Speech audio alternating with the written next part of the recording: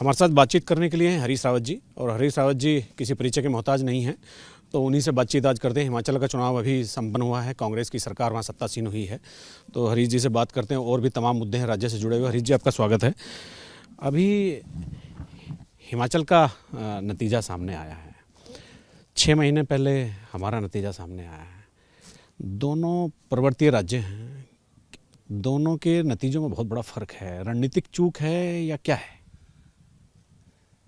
जिसे आप जीतते हैं, क्योंकि जीत ही सिकंदर है, और जहां आप हारते हैं तो वहां फिर आत्ममंथन। यहाँ आत्ममंथन के कुछ बिंदु हैं, मगर एक गुणात्मक अंतर भी था, जमीनी अंतर भी था। हिमाचल में जिस समय चुनाव हुए उस समय तक अग्निवीर योजना लॉन्च नहीं हुई थी। अग्निवीर योजना के लागू होने के बाद जो पर्वतीय अंचल है, जहाँ मिलिट्री में भर्ती होना एक परंपरा है, वहाँ लोगों में बड़ी नाराज़गी पैदा हुई है। हिमाचल में बड़ी नाराज़गी थी। और दूसरा, महंगाई की डोज हिमाचल के चुनाव तक बहुत बढ़ गई थी। मगर इसका अर्थ ये नहीं है कि हिमाचल कांग्रेस या जो पार्टी नेतृत्व है, ये उनका कलेक्टिव एफर्ट्स थे, और उन्होंने जहाँ जहाँ पहले हमारी कमियां रह गई थी उनको सुधारा। कार्यकर्ताओं ने भी और नेताओं ने भी सुधारा, और उस सब का परिणाम जो है जीत के रूप में हिमाचल में हमको मिला। और सुक्खू और राज परिवार के बीच में जो प्रतिद्वंदिता थी मुख्यमंत्री पद को लेकर के, उसे कांग्रेस ने बड़े ढंग से सुलझाया। हाँ, मैं समझता हूँ इस मामले को पहले से ही एक, जिस समय सुक्खू को कैंपेन कमेटी का चेयरमैन बनाया गया था, उस समय से ही चीज़ों को शॉर्ट आउट करने की कोशिश की गई थी, और मानसिक रूप से सब ने बड़ा दिल दिखाया। ये सबकी स्वीकारोक्ति है, आज भी है, कि वीरभद्र सिंह जी का नाम एक हमारे बड़ा माने रख रहा था चुनाव के अंदर। उनकी स्मृति हमको शक्ति दे रही थी जो है। लेकिन साथ साथ ये भी एक फैक्टर है कि श्री सुक्खू कार्यकर्ताओं की पसंद थी, और प्रतिभा सिंह जी ने जिस तरीके से चुनाव जीता और अध्यक्ष पद संभाला, सबको समेटा, वो एक यूनाइटिंग फैक्टर थी कांग्रेस के अंदर जो है। तो इन सब चीज़ों का अच्छा असर रहा, और लीडरशिप ने भी मामले में तत्परता से निर्णय लेकर के जो है मुख्यमंत्री और सरकार वहाँ पर बन गई। आपने भी हिमाचल का और उत्तराखंड का जो कंपैरिजन थोड़ा सा किया, और हालांकि आपने उस पर दावा नहीं किया कि यही कारण होंगे, महंगाई, अग्निवीर योजना, युवाओं में नाराज़गी। लेकिन प्रीतम सिंह तो कुछ और ही कह रहे हैं। वो कह रहे हैं कि हम तो विधायकों की लड़ाई लड़ ही नहीं रहे थे, हम तो मुख्यमंत्री की लड़ाई लड़ रहे थे, इसलिए हम हार गए। उनका क्या तात्पर्य है इस बात के पीछे? देखिए, प्रीतम सिंह जी बहुत सुलझे हुए नेता है, और उन्होंने जो कुछ कहा है वो उचित ही कहा है। मैं समझता हूँ ऐसा आगे न हो। हमको ये जो मुख्यमंत्री बनाने वाली एक चकल्लस टीम है पीसीसी में, उससे सावधान रहना पड़ेगा। वो पिछले 2007 से यही काम करती आ रही है। वो इसमें उनकी एक्सपर्टाइज है। ये कौन लोग हैं? मैं सब जानते हैं कांग्रेस के लोग, और उनकी एक्सपर्टाइज है। तो उस एक्सपर्टाइज से हम आगे बचे, इसलिए जो प्रीतम सिंह जी ने कहा है वो बिल्कुल ठीक कहा है। और देखिए, इसीलिए मैंने एक कदम उठाया था कि मैं चुनाव नहीं लड़ूंगा। मैं जानता था, क्योंकि जब मैं चुनाव लड़ूंगा तो नेचुरली जो है बात ये आती है कि साहब मुख्यमंत्री, क्योंकि फिर मीडिया, सारे सर्वेक्षण विपक्ष का केंद्र बिंदु में बन गया था। तो उस सब को टालने के लिए, ऐसा आभास न जाए कि हरीश रावत मुख्यमंत्री का दावेदार है, मैंने कहा मैं चुनाव नहीं लड़ूंगा। लेकिन 52 सीटों का निर्णय करने के बाद पार्टी ने उचित समझा, सबकी सामूहिक राय बनी, उन्होंने कहा नहीं, आपको चुनाव लड़ना चाहिए। ये राजनीति में ये किस तरह से होता है रावत जी, क्योंकि आपका तजुर्बा तो एक बहुत बड़ा खजाना है सियासी तौर पे। आप जितने भी इलेक्ट्रॉनिक मीडिया के या मीडिया समूहों के जो सर्वे थे उसमें भी आप लोकप्रियता में सबसे ऊपर थे, और तो और कि भाजपा और संघ के जो सर्वे थे उसमें भी लोकप्रियता में आप ऊपर थे। और ऐसे दौर में भी नेता अपनी सीट लूज कर जाता है, पार्टी हार जाती है, तो ये अनुभव किस तरह का होता है? देखिए, मेरी सीट तो हम उसी समय लूज कर गए जिस समय हमने सीट बदलना स्वीकार किया, और उसका पूरे चुनाव के मनोबल पर भी असर पड़ा। हम उसको स्वीकार करें या न करें, और मगर मुझे लड़ना था तो पहले निर्णय लेना चाहिए था। और मैं मन में इस बात को कि कोई प्रतिद्वंदिता न दिखाई दे, क्योंकि मैं पहले से ही कह रहा था कि पार्टी को चेहरा घोषित करना चाहिए। और आपको याद होगा, मैंने कभी नहीं कहा कि मुझे चेहरा घोषित करो, लेकिन जब आपने मुझसे चुनाव लड़ने की बात कह दी और चुनाव के अंदर मुझे उतार दिया, तब मुझसे जब लोगों ने पूछा कि मुख्यमंत्री, तो मैंने कहा भाई मैं फिर और क्या करूँगा। और सत्यता है कि यदि मैं चुनाव लड़ रहा हूँ तो फिर इसका स्वाभाविक अर्थ जो जाता है वो यही जाता है। इसीलिए मैं चुनाव लड़ना नहीं चाह रहा था। अभी जो प्रीतम सिंह कह रही हैं उनका भी संकेत वो आप ही की तरफ कर रहे हैं कि हम मुख्यमंत्री की लड़ाई लड़ रहे थे। आप ही ने इस बात की मुहिम चलाई थी, मुख्यमंत्री का चेहरा क्लियर होना चाहिए। आप चूंकि इतने बड़े कद के राजनेता हैं कि आप जो बात कहते हैं तो पार्टी हाईकमान को भी उसका आइडिया रहता है कि क्या करना है। देखिए, ये तो मैं आज भी कह रहा हूँ, जिस तरीके की राजनीति है इस समय, ये हिमाचल एक्सेप्शन है। यदि हमको स्थानीय मुद्दों पर चुनाव को लाना है और मोदी जी को चुनाव की लाइन से हटाना है, निर्णय की लाइन से हटाना है राज्यों में, तो फिर हमको उस राज्य के ही मुद्दों को आगे लाना पड़ेगा। और उसके लिए एक कदम जो है, नेतृत्व, किसके नेतृत्व में चुनाव लड़ रहे हैं स्थानीय तौर पर, वो भी आवश्यक है। क्योंकि जो सेंट्रल फैक्टर है वो है, सेंट्रल फैक्टर अपनी जगह पर है, लेकिन राज्य का फैक्टर भी काउंट करता है।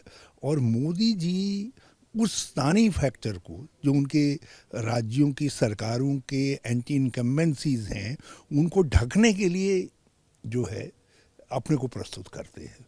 तो हम ये चाहते हैं कि वो एंटी इनकम्बेंसी काउंट पर रहे। एक चीज़ और राव जी के, जैसे प्रीतम सिंह की ही एक बात और मैं करूँगा, क्योंकि आप कांग्रेस में ऐसे लीडर हैं, आप चाहे किसी पद पर रहें ना रहें, आपसे सभी चीज़ों बातचीत हो जाती हैं और आप जवाब देने में सक्षम भी रहते हैं, आपकी बातों का वजन भी होता है। प्रीतम सिंह पिछले 4-5 महीनों से हम देख रहे हैं उनके अपने इंडिविजुअल कार्यक्रम चल रहे हैं। आपकी पदयात्रा हुई हरिद्वार में, दूसरी जगह इधर माणा में प्रदेश अध्यक्ष की भी हुई, उन्होंने कहीं कोई प्रतिभाग नहीं किया। अभी उन्होंने एक प्रदर्शन किया, उसमें पार्टी के किसी नेता का कोई पोस्टर बैनर नहीं था। तो ये जो एक लीक से हट के प्रीतम सिंह जा रहे हैं, ये कहाँ जा रहे हैं? ये दिशाहीन हो गए या सही दिशा तय कर ली? हमको इसमें कोई हर्ज नहीं है भाई। आखिर जो कोई ऊर्जा पैदा हो रही होगी, चाहे वो प्रीतम सिंह जी पैदा करें, हरीश रावत पैदा करें, करण मेहरा जी पैदा करें, यशपाल आर्या जी पैदा करें, हमारा जो है जो ग्रिड है वो तो कांग्रेस का ही है ना। नहीं, लेकिन व्यक्तिगत करेंगे तो पार्टी को क्या लाभ होगा? होगा, पार्टी को ये हुनर बनाना पड़ता है। मैंने 2000 में इस तरीके के, उस समय तो जो है नेताओं के नेता थे। अगर सभी ऐसा करने लगेंगे हरीश जी, फिर कैसे होगा? एक से एक विशाल व्यक्तित्व थे जो हमारे साथ नहीं थे या हमको अध्यक्ष के रूप में स्वीकार नहीं करते थे, लेकिन वो जो ऊर्जा पैदा करते थे, मैं अपना वो प्लग ले करके चला जाता था, और जो ऊर्जा वो पैदा करते थे उसको मैं कांग्रेस का प्लग लगा देता था। तो जो आप कर रहे थे वो प्रीतम सिंह तो नहीं कर रहे अभी? ये आर्ट तो सबको, देखिए, अध्यक्ष को ये आर्ट सीखना पड़ेगा। आप कहीं भी है कि आपको जहाँ भी कांग्रेस के लिए कुछ ऊर्जा पैदा हो रही है, उसको अपने साथ आत्मसात करना पड़ेगा, जोड़ना पड़ेगा, उस ऊर्जा को स्वीकार करना पड़ेगा। तब कलेक्टिव एनर्जी ही तो हमको जीत की तरफ लेकर के जाएगी। अध्यक्ष का इशारा आपका कर्णमारा की तरफ है? हाँ, कोई भी अध्यक्ष हो, वो हमेशा उनको इस बात की कोशिश होनी चाहिए कि भाई जो ऊर्जा पैदा हो रही है उसमें अपना प्लग लगा दो। नहीं, लेकिन वो पलक लगा नहीं पा रहे या वो लगने नहीं दे रहे, मतलब सीन तो कुछ ऐसा ही है। कोई कोई जब जो इनकार करेगा वो एक्सपोज हो जाएगा। भाई मैं कांग्रेस वाला हूँ, मेरे मेरे फंक्शन, मैं कहीं कुछ कार्यक्रम में हूँ कहीं पर, और वहाँ पर कांग्रेस का जिला अध्यक्ष आता है, ब्लॉक अध्यक्ष आता है, यदि मैं उसको मना करता हूँ तो फिर तब, और यदि मान लिया ब्लॉक अध्यक्ष और जिला अध्यक्ष को मैं निर्देश देता हूँ कि फलां कार्यक्रम हो रहा है, तुमको उसमें जाना है और तुमको फलां फलां नेता को माला पहनानी है, तो वो ऊर्जा अपने आप स्वतः कांग्रेस की तरफ चल नहीं रावत जी, उसमें देखिए एक छोटी चीज़ ये आ रही है सामने, ये मैं एक प्रदर्शन की ही बात कर रहा हूँ। उसमें प्रीतम सिंह ने पूरा अपना शक्ति प्रदर्शन किया देहरादून में, और प्रदेश अध्यक्ष हल्द्वानी में थे। तो प्रदेश अध्यक्ष जहाँ थे वहाँ के कांग्रेस विधायक भी यहाँ थे, और प्रदेश अध्यक्ष के कार्यक्रम के लिए वहाँ कोई नहीं था। कुछ सर्कमस्टेंसेस होंगे, और यदि मेरी नॉलेज में बात आती ही, बल्कि तो यदि मैं कहता भाई तुम जाना चाहिए, जहाँ कांग्रेस का परिवार जमा हो रहा है, तो वहाँ हमको खड़ा हो जाना चाहिए। कोई अध्यक्ष से कोई मना कर सकता है? अभी प्रदेश अध्यक्ष करण महाराज जो हैं, यूथ हैं और बड़े पुराने समय से आपके साथ राजनीति करते रहे हैं, आपने उन्हें आगे भी बढ़ाया है, बहुत सारी चीज़ें हैं। उनको किस तरह की एडवाइस आपकी है कि भाई संगठन को मजबूत करने के लिए, कांग्रेस को बढ़ाने के लिए क्या करना चाहिए, क्योंकि आप संगठन में भी रहे, सरकार में? अपने प्लगों को तैयार रखो, जहाँ भी ऊर्जा पैदा हो रही है वहाँ प्लग लगा दो। तो उसका तो ककहरा आपको सिखाना पड़ेगा ना। जो ग्रिड है, जिस ग्रिड में सारी ऊर्जा को आना है, उसको ज़रा सा बड़ा बनाओ, शक्तिशाली बनाओ। उस ग्रिड में ऐसे तारों को जोड़ो जो है वो ऊर्जा को सहन करने की ताकत रखते हो। नहीं, वो अभी नहीं कर पा रहे हैं। नहीं, मेरी सलाह है, हो सकता है इससे बेहतर कर रहे हूँ, तो सलाह का अर्थ ये थोड़ी है कि दूसरा उसको नहीं कर रहा है। मैं नकारात्मक रूप से नहीं देखता, मैं सकारात्मक रूप से देखता हूँ। यदि इससे बेहतर कर रहे हैं तो हमारी सलाह को जो है एक तरफ रखा जाए, और यदि ये सलाह में कुछ दम है तो उसको मान लिया जाए। अच्छा, सरकार के लिए और बताइए, क्या मूल्यांकन आपका है? आप देखते रहते हो कैसा कर रही है धामी सरकार? इसका एक सबसे बड़ा उदाहरण है कि उनके सबसे महत्वपूर्ण विभाग के मंत्री कह रहे हैं कि उस जो राज्य का सबसे महत्वपूर्ण विभाग है उसके एचओडी का प्रमोशन जो है बिना मेरे जाली हस्ताक्षरों से हो गया। तो इस सरकार के विषय में यही एकमात्र कमेंट्री है कि ये कैसी सरकार है बताने के लिए। अच्छा, इसमें एक मैं और ऐड करूंगा, ये सप्लीमेंट्री मान लीजिए आप, एक मेरा क्वेश्चन है कि ये जो 6 महीने पुरानी घटना है, मई में फर्जी हस्ताक्षर से एचओडी बन जाता है आदमी, और अब 6 महीने बाद उसकी एफआईआर हो रही है। मंत्री को पता नहीं था, मंत्री के कहने से पहले एफआईआर नहीं हुई। मैंने कहा ना कि ये किस तरीके की सरकार है, इस राज्य के लिए क्या सोच है इस सरकार की, क्या योजना है, वो सब इस घटनाक्रम से स्पष्ट हो जाता है। एक घटनाक्रम पहले हुआ था जिसमें मंत्री और सचिव सार्वजनिक रूप से उलझ गए थे, और ये दूसरी घटना है जिसमें ये इंगित होता है कि ये कितनी सक्षम सरकार चल रही है। अभी क्या भविष्य क्या लगता है उत्तराखंड की धामी सरकार का आपको? मेरी शुभकामनाएं, क्योंकि मैं धामी जी को शुभकामना नहीं दे रहा हूँ, मैं शुभकामना उत्तराखंड को देता हूँ, क्योंकि आपने 5 साल के लिए एक सरकार बनाई है।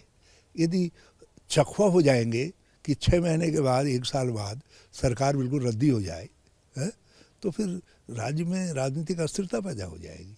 तो मैं राजनीतिक अस्थिरता के खिलाफ हूँ, क्योंकि इस राज्य का सबसे बड़ा दुर्भाग्य रहा है कि एक बार को छोड़ करके यहाँ कभी राजनीतिक स्थिरता नहीं रही है, और उसमें राजनीतिक लोगों का भी दोष है और यहाँ के प्रबुद्ध जनमानस का भी दोष है।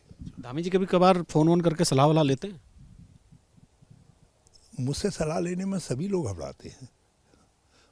लोगों को अपने, किसी को नौकरी की लग जाती है, किसी को अपने कद की चिंता हो जाती है, और लेकिन मैं फिर भी सलाह देने में उदार हूँ।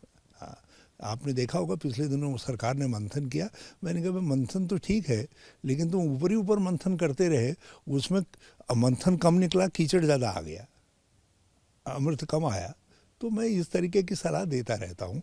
यदि कोई उससे आगे बढ़ना चाहेगा तो हम उसको बताएंगे कि क्या, कहाँ पे क्या कमियां हैं, कहाँ पे क्या हो सकता है, दुरुस्त क्या हो सकता है।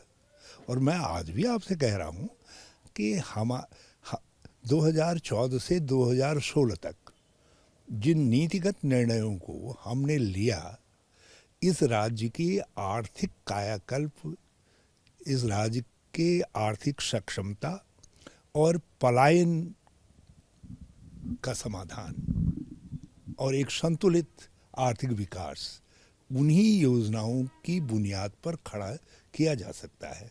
वो मेरा पार्ट 1 था मेरी सरकार का। यदि हमारी सरकार बाद में आती तो हमारा जो पार्ट 2 और पार्ट 3 है, वो अभी जो है किसी ने मुझसे पूछा ही नहीं क्या आपका पार्ट 2 है, क्या पार्ट 3 है। जिस समय कोई पूछेगा तो मैं बताने में कोई संकोच भी नहीं करूँगा, क्योंकि मैं अपनी उस सोच को अपने साथ लेकर के जाने के बजाय उसको समाज के चिंतन के लिए देना चाहूँगा। अभी आपने अर्थव्यवस्था की बात की है कि तो सरकार ने एक मैकेंजी ग्लोबल, अमेरिका की एक जो बड़ी कंपनी और विश्व की सबसे बड़ी कंपनी है, उसको अगले 5 साल में आय कैसे दोगुनी होगी उसके लिए हायर किया है। और तो क्या आपको लगता है कि कोई बाहर से कोई कंपनी आके राज्य की आय बढ़ा सकती है? देखिए, मैं उस पर कहने के बजाय एक बात कहना चाहूँगा। यदि आप प्राइमरी स्कूल में ऑक्सफोर्ड यूनिवर्सिटी के प्रोफेसर को हेडमास्टर बना करके भेज दोगे तो उसका फेल होना तो बिल्कुल पहले दिन ही निश्चित है। चलिए, बहुत बहुत धन्यवाद रावत जी, आपने हमें समय दिया। और हमारे साथ है हरीश रावत जी, और हिमाचल चुनाव की जीत से लेकर के यहाँ राज्य सरकार कैसा काम करी, उन्होंने तमाम मुद्दों पर बात की है। अपने सहयोगी कैमरामैन निशांत चौहान के साथ एबीपी गंगा के लिए देहरादून से अजीत सिंह राठी।